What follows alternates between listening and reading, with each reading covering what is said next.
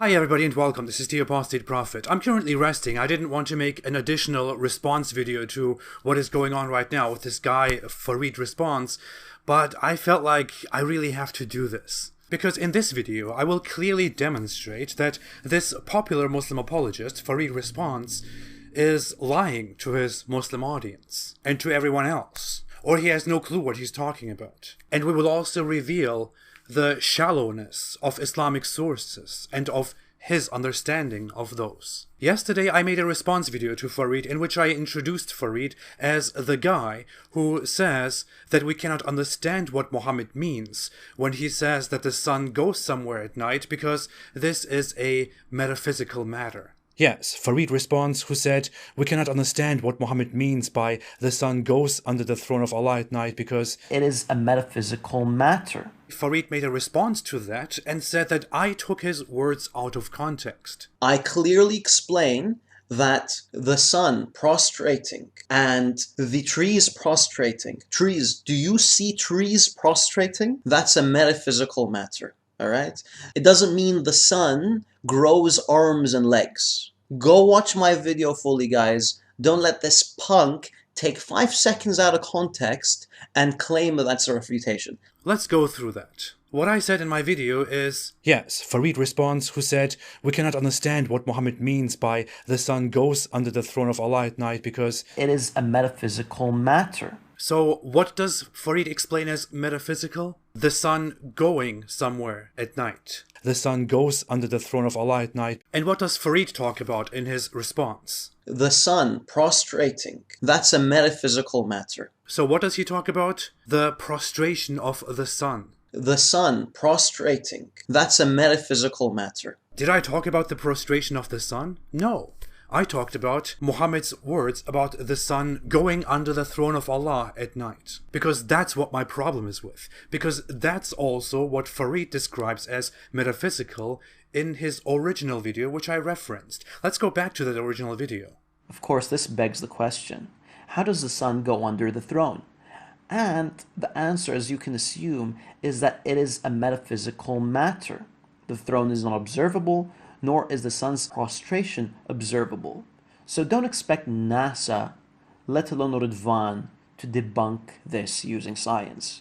And that is why in yesterday's video, I mocked him for explaining that away as metaphysical. The sun goes under the throne of Allah at night because it is a metaphysical matter. I don't care that the Quran says the sun prostrates to Allah. The Quran makes a lot of such stupid claims that are unfalsifiable. My problem is very clear. In the hadith, Muhammad asks if his fellow knows where the sun goes at the time of sunset. Muhammad then proceeds and describes that the sun goes, travels, swims, depending on hadith, under the throne of Allah, where its setting place is. And there it prostrates to Allah.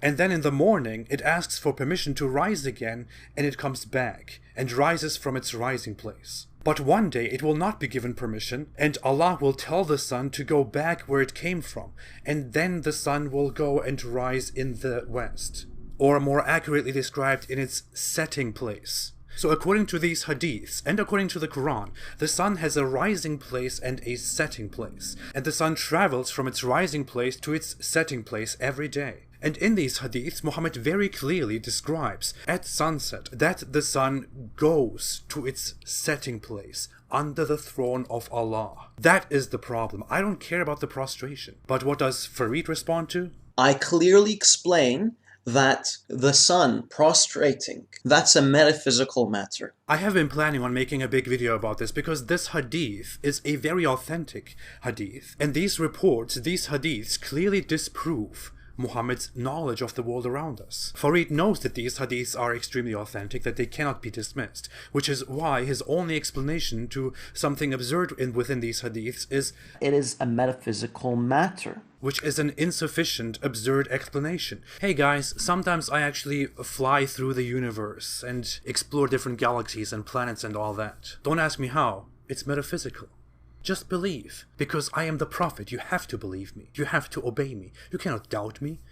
Dear Muslim followers of Farid, dear everybody else, Farid is lying to you, or he's spouting nonsense while insulting me, insulting others, calling me a puss because he can't offer anything knowledgeable in return. Ridvan has, excuse me, Apus has... Let me call your prophet Mopus for the purpose of this video, just to return that favor. So Muhammad the Prophet, Muhammad Puss, Mopus, says in this hadith that the sun goes somewhere. But in reality, the sun does not go anywhere at any time. The sun is at the center of our solar system, which floats in the universe around our galaxy. It is right there. The earth spins and revolves, which is why it appears like the sun is going somewhere. So when Muhammad says that the sun goes somewhere, under the throne of Allah or wherever it is, to its setting place, how do we explain this? How does the sun go somewhere? Where does the sun go? Answer this question. Stop distracting. Second major issue, when exactly does the sun go wherever it goes? You can say that this is metaphysical, the throne is above everything, so the sun doesn't have to go somewhere, but why does it go somewhere according to Muhammad, and when exactly does it go?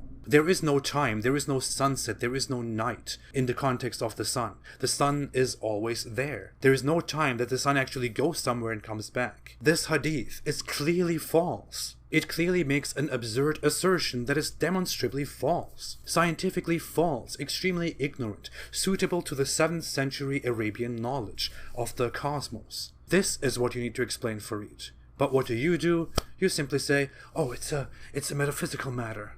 We cannot understand that. And when you are pushed about this, you don't even understand the question, or you don't want to understand the question. You focus on the prostration, which is entirely irrelevant to the problem. There is so much more, but Farid, another lie or stupidity which you present to your audience is that I rejected your challenge of responding to your 50 videos. I did not reject it. I clearly said, I will do it. And it will go like this.